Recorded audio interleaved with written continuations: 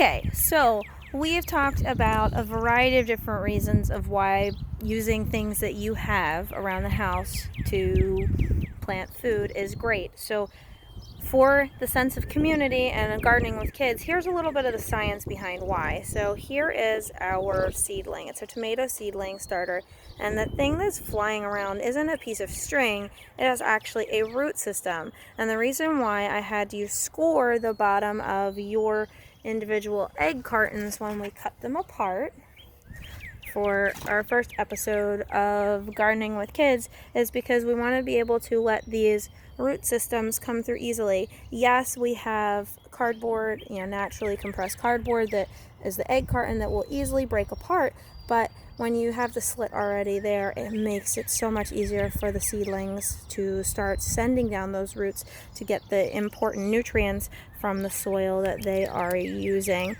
Now, the reason why you transition when you're moving them into bigger pots into some potting soil versus the seedling starter is because you have actual fertilizer within your actual soil composition. So that is the reason why you move from a seedling starter mix to a potting soil mix, because you're going to let them grow in your pots for a lot longer. Now, if you have the room like we do, what I want to show you is a method that we use here at our little house. So when you have a lot of things that you want to put in the ground early, but you're not 100% sure if they're going to be able to survive the temperature shift, you don't want to shock them, so you put them in what are cold frames. Now these are some bottles that we've had over time that we've saved, and we cut them in half, and as you can see, like down here is our little seedling, our zucchini seedling that we put in there, and we just leave that there. And inside of our little milk jug hole, we have our little plant. So what that does is it keeps it warmer in the cold evenings, and you can take them off during the day. But because we have chickens,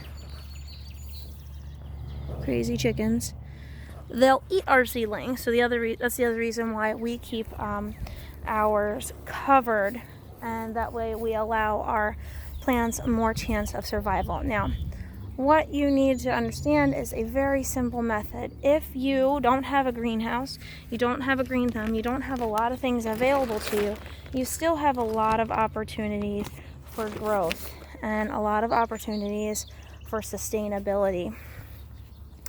We all have grass in our yards. If you needed to be able to plant food like lettuce right now, it'll germinate very, very quickly, and you could put it right into the soil where your grass is right now. And the reason for that is the grass has been protecting the soil and protecting the nutrients the entire time. You get about a year before you'd have to render the soil to make it more growable for the rest of your plants. So, in the spirit of community and strength, you've got this. Keep on growing. Make sure that you are taking the time to do this with your kids. Not only will you be providing food for your family for a lot longer, but you'll also be providing yourself and your kids a great opportunity to learn how to reduce your carbon footprint and make your own food. Good luck, everybody. We've got this. Stay strong.